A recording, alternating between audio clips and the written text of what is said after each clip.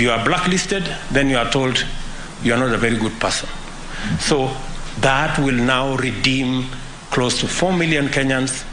And I want to say to Safaricom and your partners, you're walking in the right direction. Secondly, we have agreed, and I am happy the CEO of Safaricom has announced here that access to Fuliza, the interest rate will come down by 50%. That is a step in the right direction. And many people will benefit from this step. I am very confident that we can do more and we can do better. And I want to encourage Safaricom and your partners to continuously assess this facility so that progressively we can move towards a much more favorable interest regime that gives majority of Kenyans the opportunity to have flexible arrangements on their financial requirements. I also want to say the following, that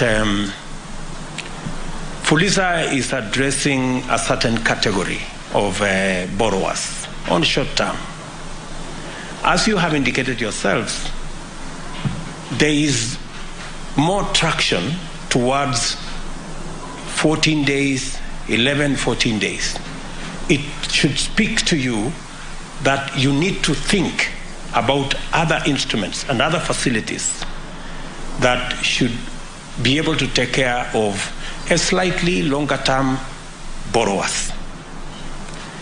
I also want to state here that the government of Kenya, and I have the nominee for Treasury here and the nominee for ICT here,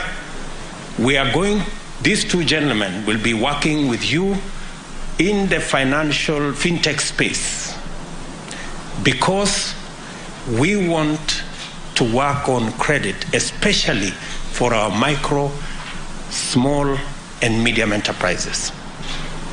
That is the space where we have the largest opportunity.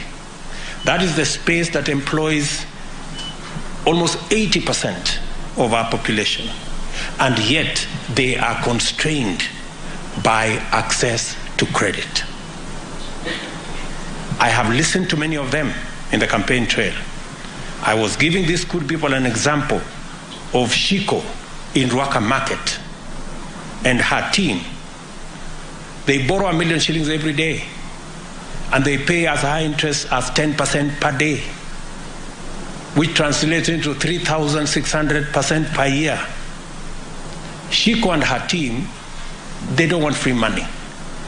They are telling me, Mr. President, can we pay the same interest that Kenya Breweries is paying? Can we pay the same interest that the big companies are paying? That's all they're asking, and I don't think it's too much to ask. So, progressively, and the assignment I'm going to be giving to these two gentlemen is to work with you in the private sector to develop a product where Shiku, a Mboga in Ruaka, and a boda person can also have access to credit at single-digit rate. And I am willing to work with you in a public-private arrangement so that we can mitigate some of the risks that come with lending to that category of Kenyans. I am very confident. I am very confident that if we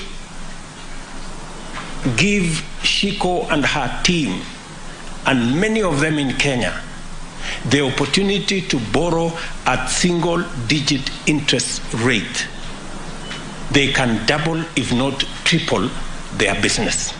And it is good for everybody. It is good for